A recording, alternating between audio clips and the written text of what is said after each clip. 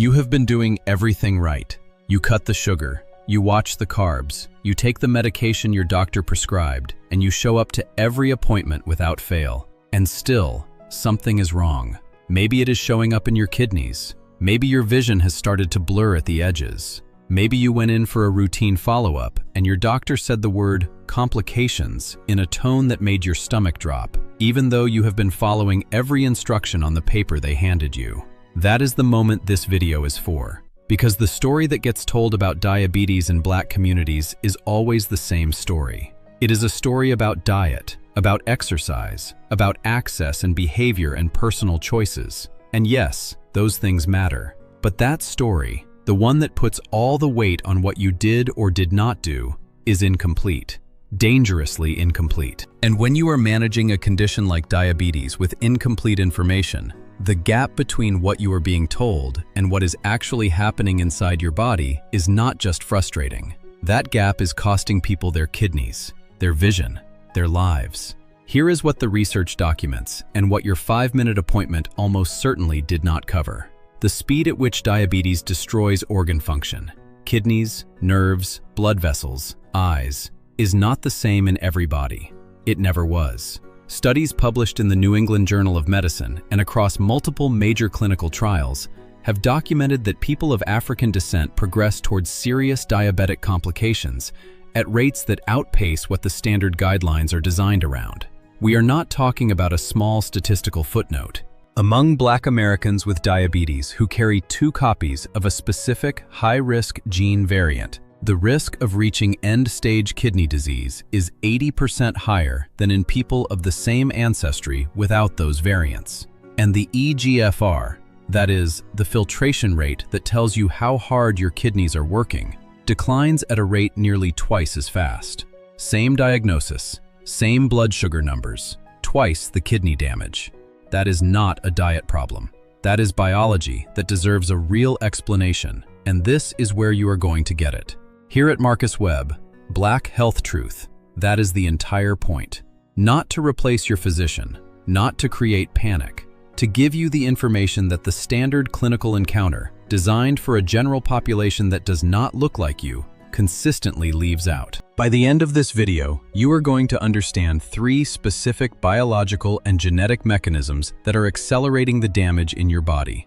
And you are going to walk away with exact questions to bring to your next appointment that could change the direction of your health right now. We are going to cover 3 things. First, the APOL1 gene, apolipoprotein L1, a genetic variant carried by a significant portion of the Black diaspora, born in West Africa as a survival adaptation, and now interacting with diabetes in ways that most physicians never discuss with their Black patients. Second, endothelial dysfunction, the damage to the inner lining of your blood vessels, and why that damage works differently in your body before diabetes even enters the picture. Third, what researchers at the University of Michigan call weathering, the accumulated biological cost of chronic stress that reshapes your cells at a molecular level and compounds everything diabetes is already doing. These are not theories. They are documented, peer-reviewed mechanisms, and understanding them is the first step toward advocating for yourself in any medical system, in any country, in any language. Let us start with the gene. Apolipoprotein L1, APOL1, is a protein your body produces to protect you against certain parasites endemic to sub-Saharan Africa. Specifically, the G1 and G2 variant forms of this gene emerged in West Africa as an evolutionary adaptation against Trypanosoma brucei rhodesiense, the parasite responsible for sleeping sickness. That adaptation saved lives across generations.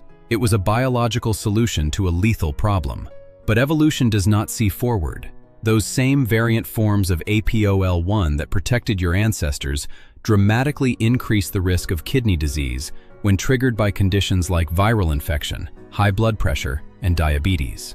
Approximately 13% of African Americans carry 2 high-risk copies of these variants. Across the broader global African diaspora, the prevalence varies but remains significant in populations with West African ancestry, which includes communities across the Caribbean, the United Kingdom, Brazil, West Africa itself, and communities throughout the Americas. Here is what the science shows specifically for people with diabetes. Published data from the Chronic Renal Insufficiency Cohort Study, which evaluated nearly 3,000 patients across Black and white populations, found that Black patients carrying 2 high-risk ApoL1 variants had a significantly more rapid decline in kidney filtration rate compared to both white patients and Black patients without those variants, regardless of diabetes status. And according to clinical data compiled from the Journal of the American Society of Nephrology, patients with ApoL1-mediated kidney disease progressed to requiring dialysis 9 to 12 years earlier than people of African ancestry with 0 or 1 ApoL1 risk variant. 9 to 12 years. That is not a marginal difference. That is an entirely different timeline operating inside your body while your doctor is focused only on your blood sugar. Now, I know what some of you are thinking. My doctor is a good person. She runs the standard tests. If this gene were a real issue for me, someone would have mentioned it by now. And I hear you completely. I would have thought the same thing. But here is the documented reality. ApoL1 testing is not standard of care in most clinical settings anywhere in the world. It is not routinely offered. It is not part of the standard diabetic checkup protocol. The research exists. The Kidney Disease Improving Global Outcomes Organization, KDIGO, convened a full international conference in Accra, Ghana in April of 2024 specifically on ApoL1 kidney disease, calling for greater clinical attention. And yet the gap between that research and what happens in the examination room has not closed. That is not your doctor's personal failure. That is a systemic failure to translate research into practice for this specific community. And the cost of that gap lands directly on you. Think about what that means in real terms. There are people right now, in London, in Lagos, in Kingston, in Atlanta, in Sao Paulo, watching their kidney numbers slowly decline, being told to control their blood sugar better, not knowing there is a second biological process running underneath that blood sugar story. A genetic process that nobody tested them for. A process that changes what monitoring they need, how aggressive their kidney protection should be, and which medications may or may not be working the way their doctor assumes. If you are watching this, and you have diabetes, and you are of West African ancestry, drop one word in the comments right now. One word that describes how you have felt sitting in your doctor's office, trying to understand why things are not improving the way they should. I am reading them. Now stay with us at Marcus Webb, Black Health Truth, because there is more you need to hear. Now let us talk about the blood vessels themselves.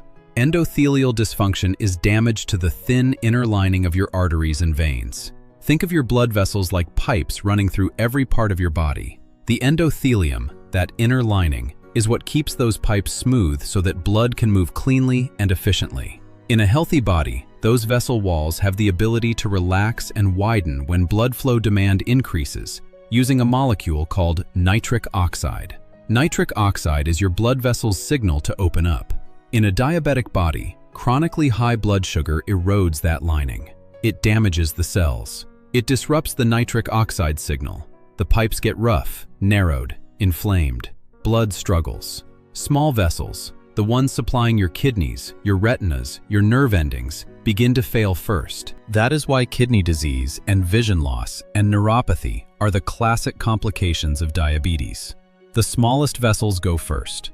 Here is what multiple studies published in major cardiovascular journals have documented specifically for people of African descent. Endothelial function, that ability of blood vessel walls to dilate and respond, is measurably different in Black individuals before diabetes even arrives. There is a baseline difference in nitric oxide bioavailability, the availability of that vessel-relaxing signal, that researchers have documented repeatedly across different study populations. When diabetes lands on top of that baseline difference, the vascular damage does not simply add to what is already there, it multiplies it. The same blood sugar level causing damage in two different bodies is not causing the same amount of damage. The terrain in your body was already different. You have felt that. Maybe you noticed the numbness in your feet came faster than you expected. Maybe the vision changes arrived before anyone told you to prepare for them. Maybe your blood pressure has been harder to control than your doctor's protocol predicted.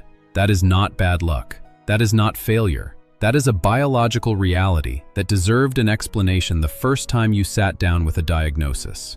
Let me say that again. The complications are not inevitable, but preventing them requires knowing the actual mechanism. And the mechanism is real, it is documented, and it has largely been discussed in research conferences rather than examination rooms. Now let us talk about the third mechanism. This one may feel different from the first two, but the biology behind it is just as documented. I want you to imagine a man, let us say 56 years old, born in Ghana, living in the United States for 20 years. He works long hours. He has managed his diabetes carefully for 9 years. At his last appointment, his hemoglobin A1C was in range. But he walked out of that building and got into his car and thought, why do I still feel like something is wrong? Why does my body feel older than it should? And that question sat inside him on the drive home, unanswered. What he was feeling has a name in the research literature: weathering. The weathering hypothesis, developed by Dr. Arlene Geronimus at the University of Michigan's School of Public Health and supported by decades of subsequent research, describes the accelerated biological aging that occurs in black bodies as a cumulative result of sustained exposure to social, economic, and environmental stressors over a lifetime. This is not a metaphor. It shows up in the biology. Geronimus and her colleagues found, using National Health and Nutrition Examination survey data, that black adults have allostatic load scores, measurements of biological wear and tear across multiple organ systems, comparable to white adults who are 10 years older. The same pattern appears in telomere length, the protective caps at the end of your chromosomes that shorten under chronic stress. Shorter telomeres mean cells that behave older than they are, cells that repair more slowly, cells whose protection systems are already compromised. And here is the connection to diabetes that is almost never made in a clinical setting. Chronic stress elevates cortisol, your primary stress hormone. Cortisol raises blood sugar. It raises blood pressure. It drives inflammation. It damages the same endothelial lining we just discussed. When weathering has already been aging your cells faster for decades, and then diabetes arrives, the complications are not starting from the same baseline they start from in a body that has not carried that accumulated biological load. The damage compounds, the timeline accelerates, and your doctor, who has never asked about the weight of what you carry beyond blood sugar, is looking at numbers while a parallel story is unfolding underneath them. You have lived that story before you had words for it. The fatigue that sleep does not fix. The feeling that your body has been working twice as hard to hold itself together. That is not weakness. That is not in your head. That is documented biology. And you deserve to know that name a long time ago. So here is what you do with all of this information. First, on April 1, ask your physician whether April 1 genetic testing is available and appropriate for you, given your ancestry. If you carry 2 high-risk variants, that changes the urgency and the monitoring schedule for your kidneys.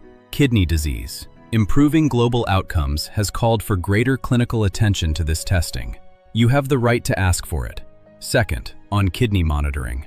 If you have diabetes, your kidney function should be tracked not only through your blood sugar numbers, but through 2 specific measurements. Your estimated glomerular filtration rate, which tells you how efficiently your kidneys are filtering, and your urine albumin to creatinine ratio, which detects early protein leaking through kidney walls before the filtration rate has dropped significantly. That early leak is the warning signal. Catching it changes what your doctor can do. Ask whether both of these have been measured in the last 12 months. Third, on medications. A class of drugs called SGLT2 inhibitors, sodium glucose cotransporter 2 inhibitors, have shown kidney protective effects in major trials, including the Credence trial and the DAPA-CKD trial, through mechanisms that appear to work independently of standard blood pressure medications. Ask your physician whether an SGLT2 inhibitor is appropriate for your kidney protection, as a separate consideration from blood sugar management alone. This content is educational. It is designed to inform the conversations you have with your physician, not to replace them. Write these questions down. Bring that paper into the room. Watch what happens to the quality of that conversation.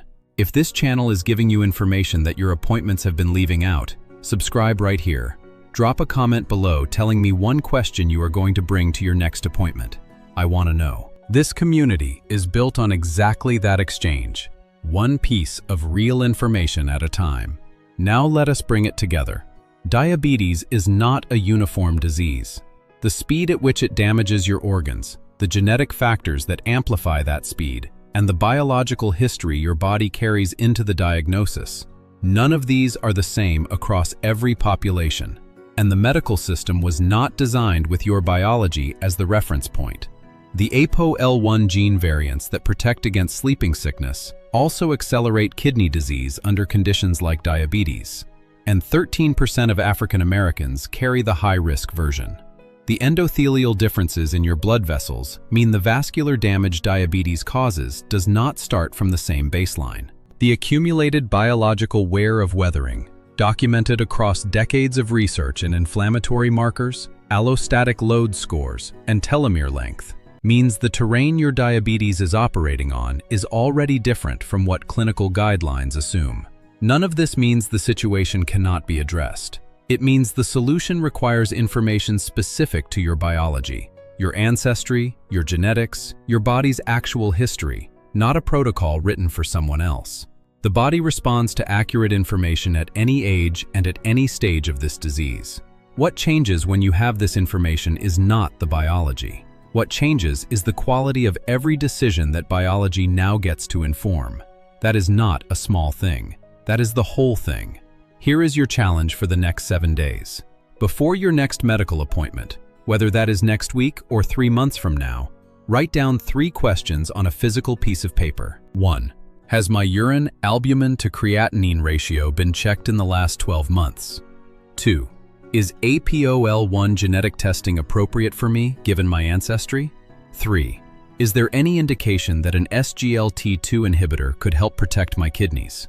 3 questions. Specific, written in your own hand, carried into that room. Watch how the conversation shifts when you walk in knowing what to ask. If this video gave you something today, share it with one person in your family who is managing diabetes and has never heard any of this. Like it. Subscribe to this channel. We are not here to make you afraid of your own body. We are here to make sure you know it well enough to protect it. That is the work.